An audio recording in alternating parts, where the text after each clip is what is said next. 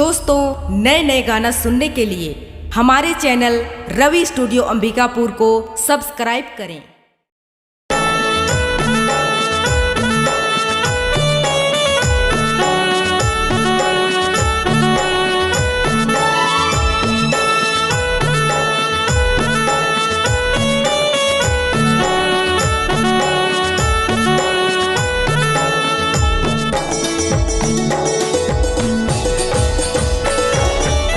झुमका किनारे मैया आके तै बिराजे दाई आके तै बिराजे माँ हे दाई सागरपुर में आसन लजा माया हो माई सेवाला ले नारायणी मोर हे दाई सागरपुर में आसन लजा माया हो माई झुमका किनारे मैया आके तै बिराजे दाई आके तै बिराजे सागरपुर में आसन लजा माया हो माई सेवाला ले नारायणी मोर हे दाई सागरपुर में आसन लजा माया हो माई।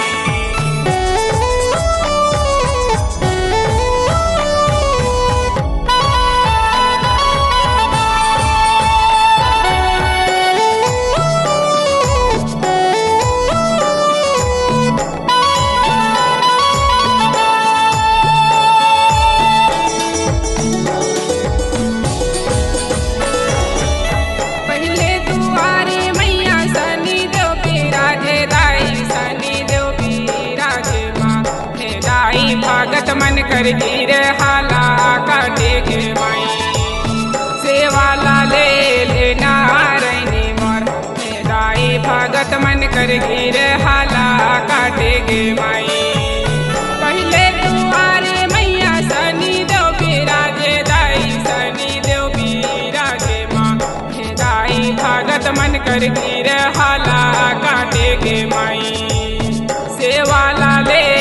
नारायणी मोर हे दाई भगत मन कर गिर हाला काटे गे माई।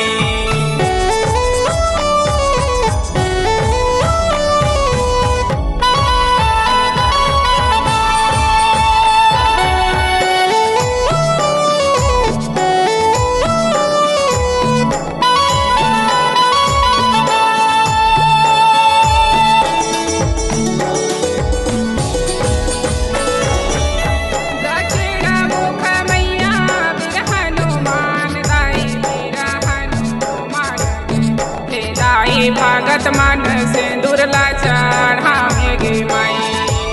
सेवाला ले नारायणी मोर हे दाई भगत मन सिंदूर ला चढ़ावे गे माई दक्षिणा मुख मैया वीर हनुमान दाई वीर हनुमान हे दाई भगत मन सिंदूर ला चढ़ावे गे माई सेवाला ले नारायणी मोर दाई भगत मन सिंदूर ला चढ़ावे गे माई।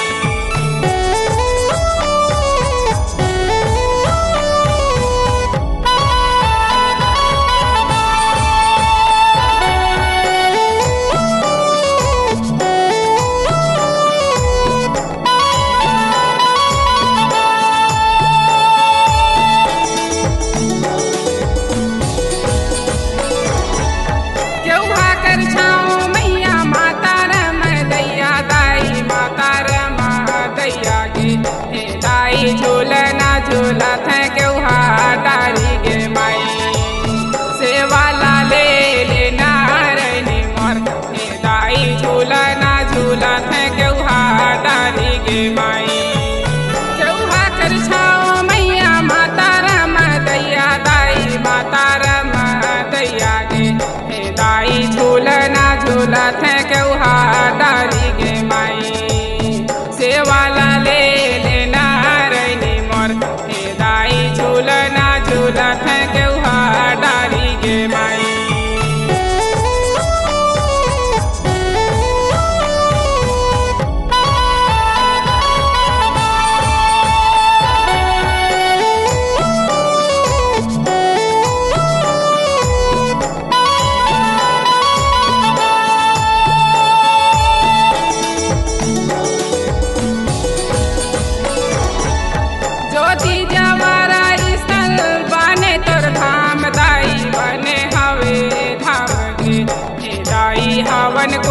बने तोर दुआरी गे माई